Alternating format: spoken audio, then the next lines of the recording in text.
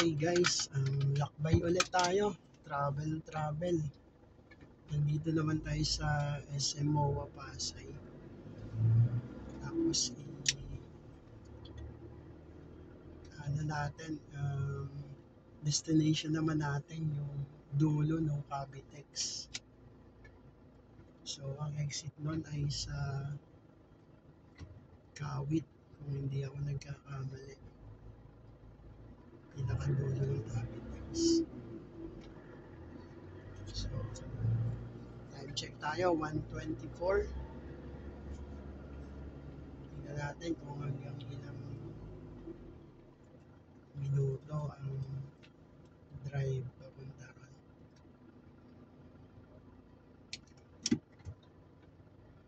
So ito yung MOA. Maraming mga building na natayo dito.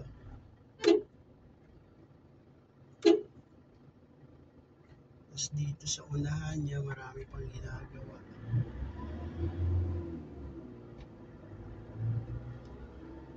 Yung mall nandito sa right side.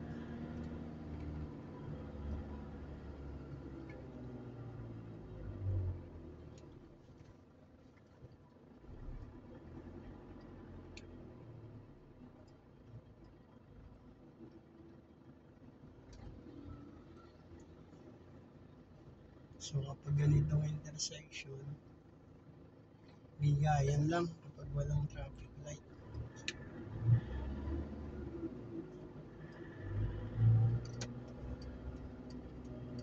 Yung ibang mga intersection, meron silang naka-signage na first to stop, first to go. Pero meaning nun ay magbigayan mo rin.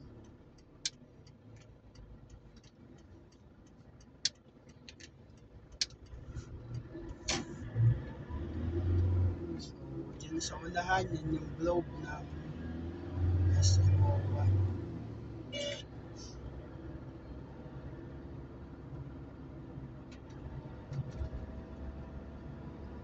Dito sa right side natin, yung mall. Tapos yung una na yan, yung parang may mga mata-mata na parang design. So, dyan yung arena nila.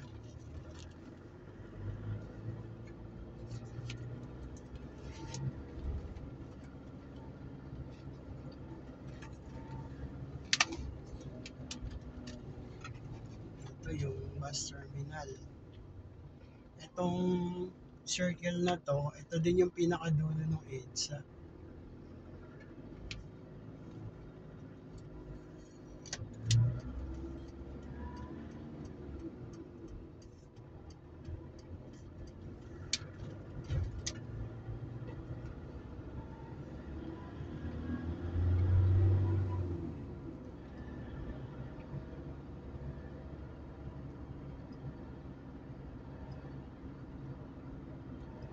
Nakalagay na ditong MAAX.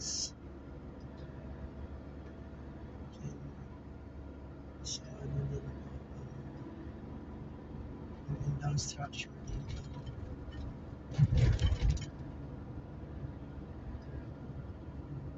Tapos pagtawid dito ng tulay, may nakalagay naman dito na Asiana City.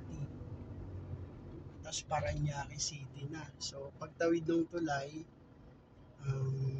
ayon doon sa signage ay sakop na to ng Parañaque.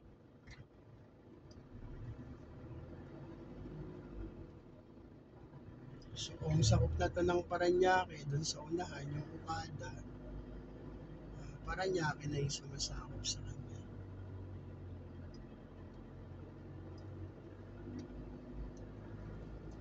Marami pang ginagawa dito ngayon.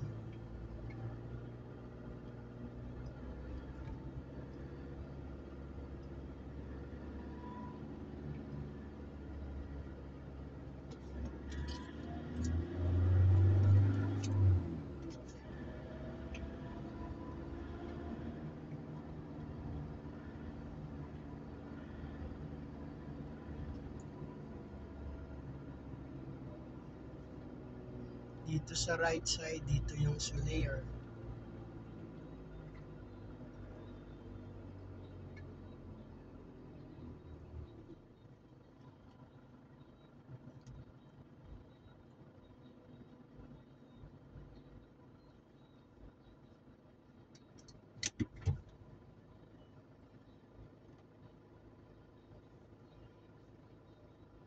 Dito naman sa left side, may bagong mall din dito. Hmm,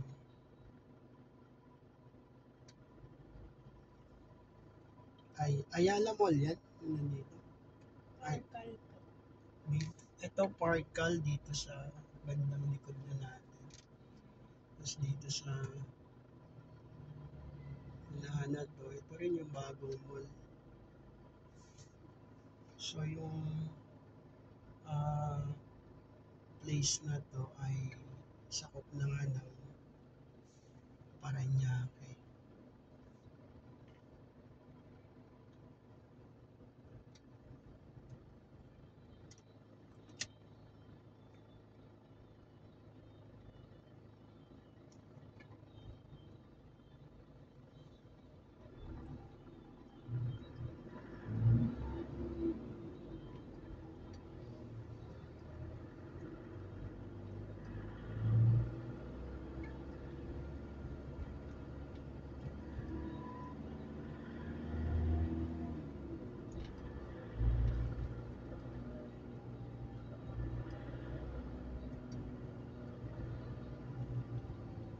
So ito yung Ayala Malls dito sa left side.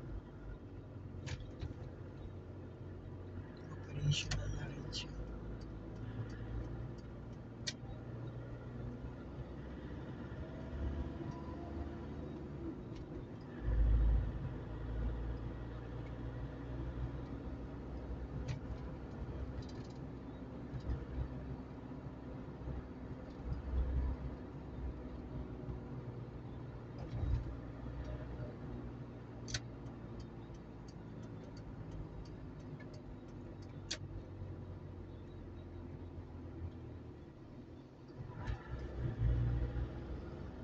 Ayan yung Okada sa unahan na yan. Yung disenyo niya ay parang barko.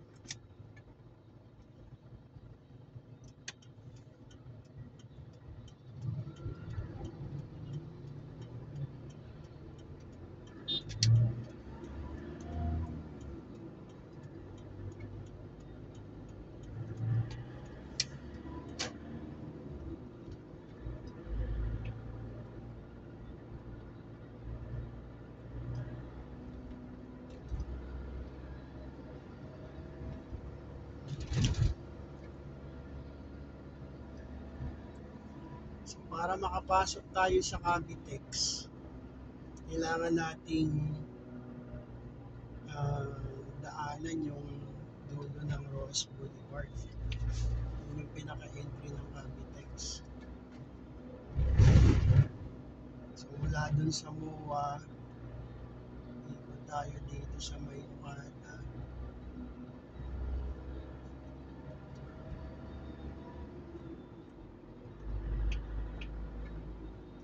Yung flyover dito, kung didiretsuhin ay paakyat naman ang Skyway. So kapag nag-Skyway, ang mga destination dyan ay pwedeng SLEX at pwedeng papunta ng NLEX. Nandiyan din syempre yung airport, may mga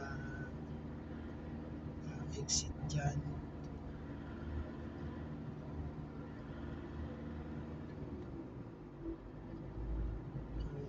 airport, terminal. Pero since dito tayo sa Cavitex, dito tayo dadaan.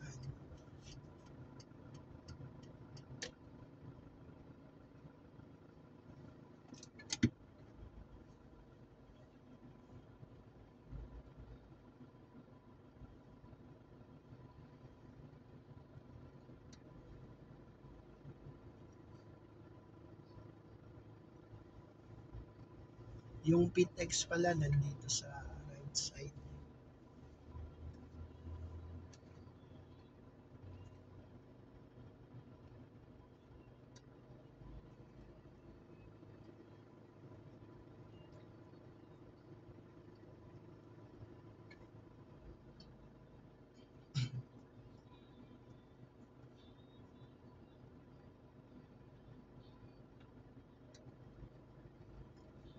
So naka 11 minutes na tayo.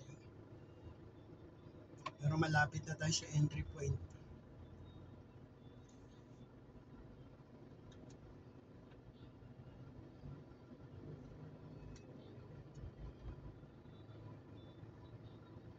Mas maganda din kapag dadaan tayo sa mga expressway. May siguraduhin na may laman yung RFID. Kasi ang iba nagpe-penalty kapag insufficient na yung load.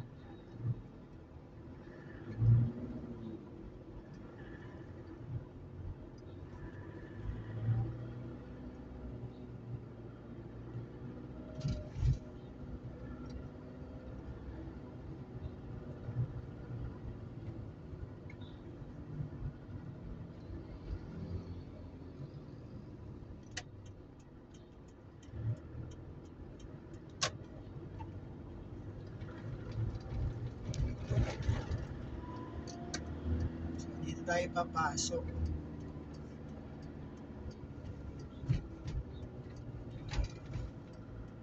Nakalagay naman dito, turn right anytime with care. So, pwede tayo pumanan. Care, with care.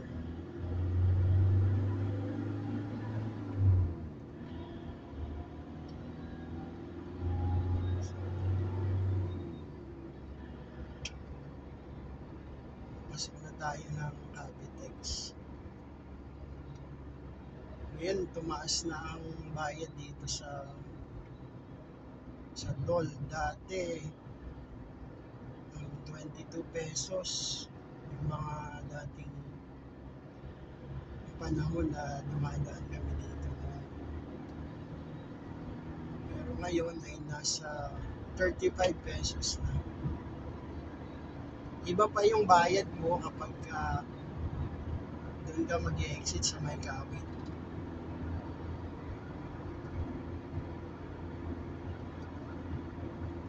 $100 plus doon sa kabilang toll.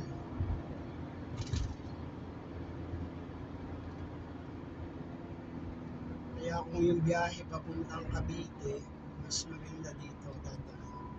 Pero depende rin pala kasi kung sa Bacoor o Imus sa bandang kaliwa siya, mas okay dumaan sa Aguinaldo. Pero kung ang biyahe nyo ay Tansa, Naik, ayan, Rosario, o Maragondon, o Magallanes, Nasugbu, mas maganda dumaan dito. So dito sa Cavitex may mga bagong bukas ng exit. May mga exit na dyan ng Parañaque. Dinagdagan nila.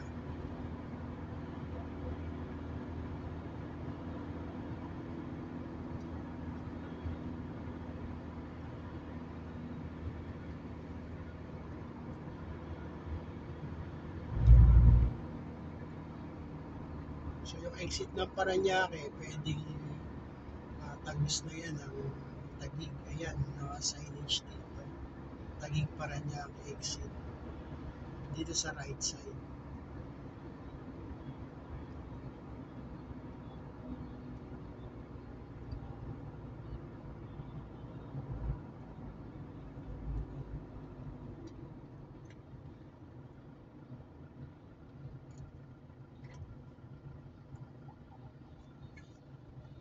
Meron tayong motor sa unahan. Ibig sabihin ay 400cc or above ang motor na yan sa unahan natin. Kasi yan lang ang allow dito sa expressway. Yan ang expressway legal motorcycle.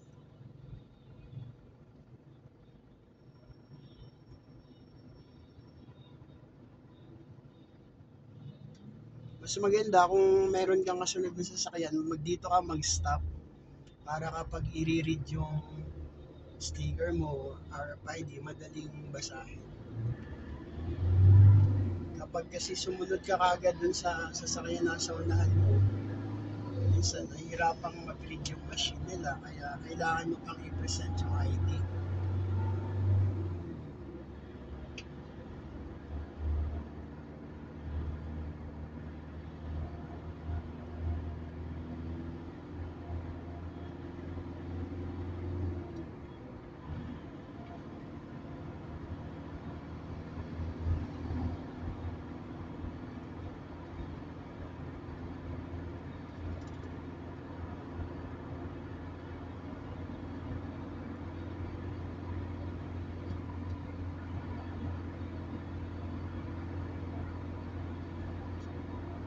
So yung lane ng papuntang Kawit dito sa left, dun sa right lane, paakyat siya ng papunta ng sa Puti, Bacoor, Las Piñas.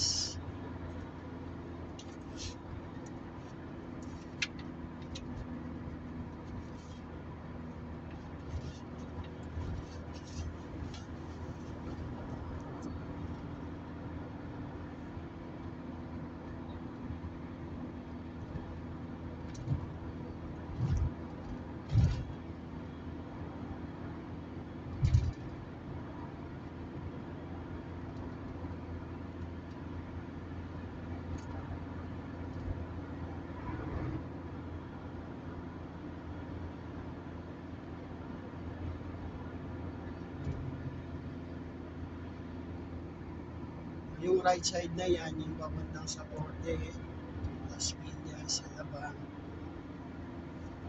At itong straight na to, ito yung papuntang dulo ng Capitex dito sa Kawit. Kawit. Maganda yung view dito. Makita natin yung dagat.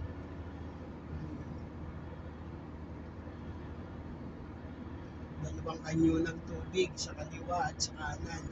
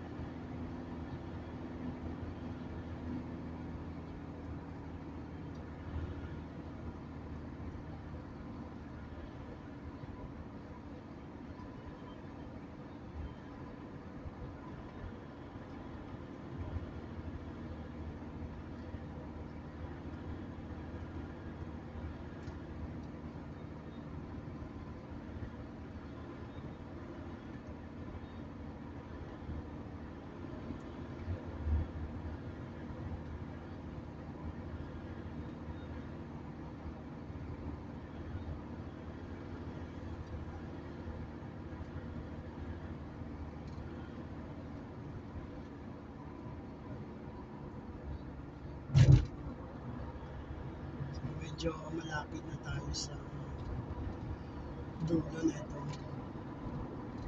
Cavite City.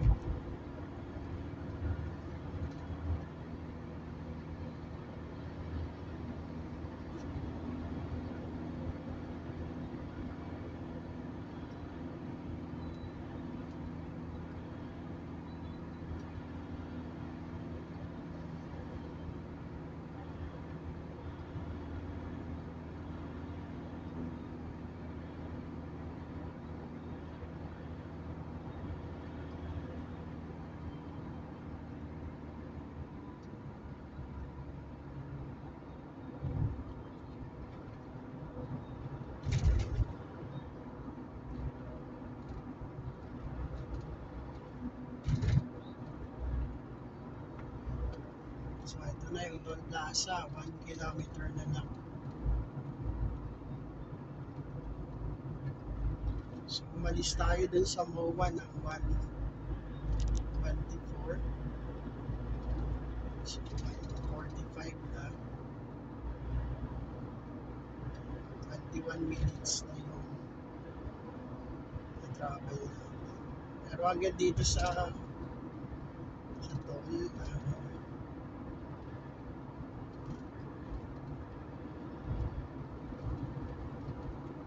more than 20 minutes din siya. Sabi ng Google Maps ay nasa 12 kilometers yan mula dun sa MOA hanggang dito sa Toll Plaza ng Cavitex dito sa Cavite. So ito na tayo guys. Ito na ang Toll Plaza ng Cavitex. So from MOA to here, meron tayong 22 minutes. Okay yon guys. Maraming salamat.